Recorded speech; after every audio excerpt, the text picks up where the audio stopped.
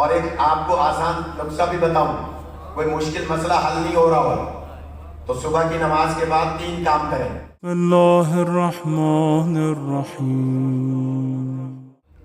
آپ کو جگانے کے لیے میں ایک جملہ اور کہہ دوں، چڑیے جب چہچہاتی ہیں تو آپ بھی ان کی چہچہاہٹ کو سنا کریں خوش ہو کے، کیونکہ چڑیوں کی چہچہاہٹ میں حضرت زہرا کے قاتلوں پر لعنت ہوتی ہے۔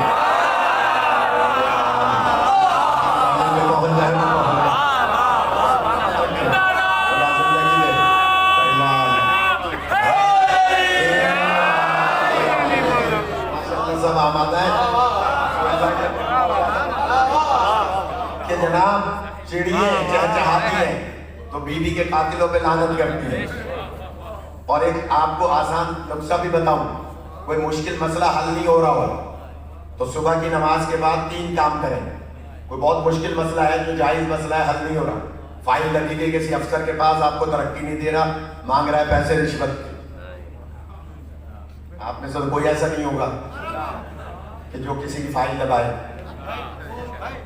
انشاءاللہ اس مجمع میں تو کوئی نہیں ہوگا انشاءاللہ، پیچھے سے کوئی کہہ رہے بہت ہے، نہیں انشاءاللہ محبان اہل بیت کوئی بھی کسی کی فائل نہیں دباتا۔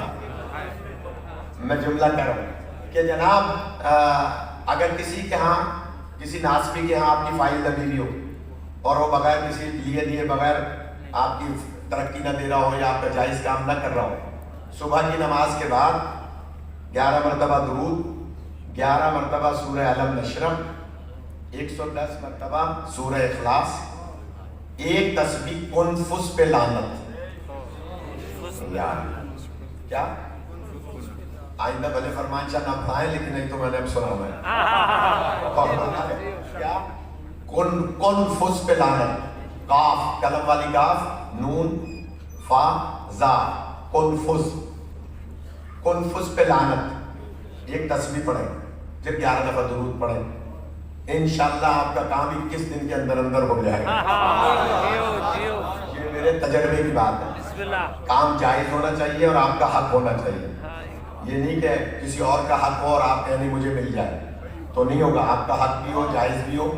یہ پڑھیں تسبیح، پنجگانہ نماز پڑھتے ہو، جھوٹ نہ بولتے ہو، حرام نہ کھاتے ہو، اہل بیت کے دشمنوں سے دوستی نہ رکھتے ہو، یعنی یہ 3 کام پہلے ہو، یعنی جھوٹ نہ بولتے ہو، حرام نہ کھاتے ہو، اہل بیت کے دشمنوں سے دوستی نہ رکھتے ہو، اور اس کے بعد یہ تسبیح پڑھیں، آپ کا کام ہو جائے گا۔ یہ کنفس کون ہے؟ یہ کنفس وہ ہے کہ جس نے بیوی کا دروازہ جلانے کے بعد باقاعدہ پیر مار کے اور بیوی کے اوپر اس دروازے کو گرایا تھا۔ سب سے زیادہ بیوی، اور بھی بہت سارے تھے میں نام نہیں لے رہا، لیکن بیوی سب سے زیادہ خوش ہوتی ہیں اس پہ لعن کرنے سے، اور چڑیے سب سے زیادہ اسی پہ لعن کرتی ہیں، اور بیوی کے قاتلوں پر چڑیے جب چہچہاتی ہیں تو لعن کرتی ہیں۔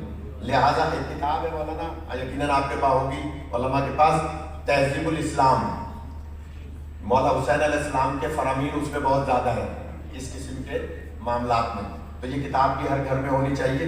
تو بات لمبی ہو گئی، تو مینڈک جو ہے وہ پھونک دے رہا تھا منہ میں پانی لے کر، اور ذرا سا پانی پھینک رہا تھا حضرت ابراہیم علیہ السلام کی آگ کی طرف کہ آگ بجھ جائے۔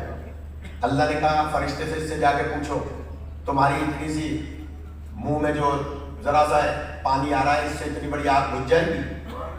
فرشتہ آیا کہنے کہ اتنی بڑی آگ اتنے سے پانی سے جو ذرا سا پانی ہے، مینڈک کے منہ میں کتنا پانی ہے، یہ بجھ جائے گی؟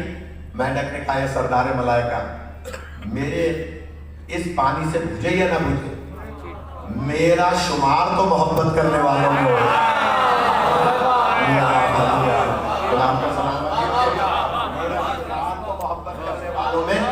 ہو جائے گا۔ لہٰذا حضرت ابراہیم علیہ السلام کی بات ذرا لمبی ہو گئی۔ جب حضرت ابراہیم علیہ السلام کا امتحان مکمل ہو گیا تو اللہ نے وعدہ کیا کہ یہ تمہاری نسل میں امامت رہے گی لیکن ظالموں تک نہیں جائے گی۔ میں کیا کروں شاہ جی، میرا مزاج ہے، جو بات ذہن میں آ جاتی ہے بیان کرتا ہوں۔ آل عمران کون ہے؟ اب پوچھیں مسلمانوں سے، تراویح پڑھنے والے مسلمان سے پوچھیں کہ جب آپ سورہ آل عمران پڑھتے ہیں تو اس آیت پہ پہنچتے ہیں یا نہیں؟ تو وہ کون ہے آل عمران جس کا اللہ عالمین میں انتخاب کر رہا ہے؟ یار جلدی سے بتائیں کیونکہ اب ٹائم بھی پورا ہو گیا. اگر کوئی نہ بتائے تو ہماری مجلس میں آئیں، ہم بتائیں گے وہ آل عمران کون ہے. اب میں چیلنج کر کے بات کر رہا ہوں، پوری دنیا میں صرف 3 ہی عمران گزرے ہیں، یا جناب مریم کے بابا، یا جناب جملہ کہہ رہا ہوں موسیٰ کے بابا، یا جناب علی کے بابا. پوری کائنات میں اللہ جلدی سے، اب کیونکہ ٹائم بہت ہو گیا، جلدی سے اپنا نتیجہ دے دوں کہ جناب عمران 3 ہی ہیں، یا مریم کے بابا، یا موسیٰ کے بابا، یا علی علیہ السلام کے بابا. اب عالمین میں آپ اولاد مریم کے بابا کی بھی نہیں دکھا سکتے، موسیٰ کے بابا کی بھی نہیں دکھا سکتے. عالمین میں اگر اولاد ہے تو صرف ابو طالب کی اولاد ہے جسے علی اور اولاد علی کا ہے. زندگی عطا فرمائے. بس ایک نکتہ سن لے، دل تو بہت چاہ رہا تھا لیکن ظاہر ہے ہمیں وہاں ٹنڈولا یار میں کرنا ہے، تو میں جلدی سے جملہ کہہ رہا ہوں. اب بتائیے یہ دونوں تینوں علماء بتائیں حضرت ابو طالب کے جز کتنے ہیں؟ جز اجزاء، حضرت ابو طالب کے اجزاء فاضل شخصیات ہیں. حضرت ابو طالب کے 6 اجزاء ہیں.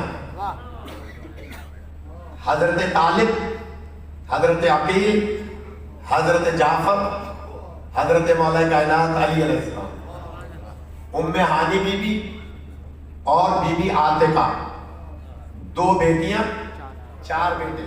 یہ سب کے سب جز ہیں جناب ابو طالب کے. جملہ فضائل کا آخری کہہ رہا ہوں، انشاءاللہ کبھی موقع ملا تو پھر، بلکہ ابھی قدم گاہ پہ عشرہ ہے پورا انشاءاللہ 11 سے 20 سفر، تو اس میں پھر بہت سارے موضوعات کھلیں گے، بہت سے موضوعات پہ تفصیلی بات ہوگی. میں جملہ کہہ رہا ہوں کہ حضرت ابو طالب کے 6 اجزاء ہیں، طالب، عقیل، جعفر، مولا کائنات، ام ہانی، بی بی عاتقہ. ان کو جدا کریں تو 6 بنتے ہیں، ملائیں تو ابو طالب بنتے ہیں. میں نے جملہ کہہ دیا، جو پہنچ جائے وہ پہنچ جائے.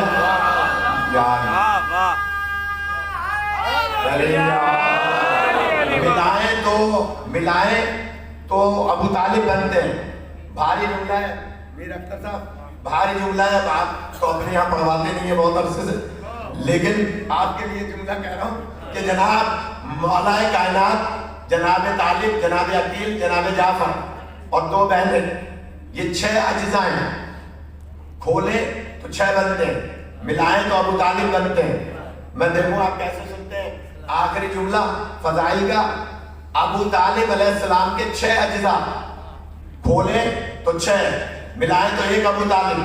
اب بتائیے ابو طالب کے 6 اجزاء میں سے ایک جز کو نبی خندق کے میدان میں کل ایمان کہہ رہے ہیں. جس ابو طالب کا ایک جز کل ایمان ہو وہ کل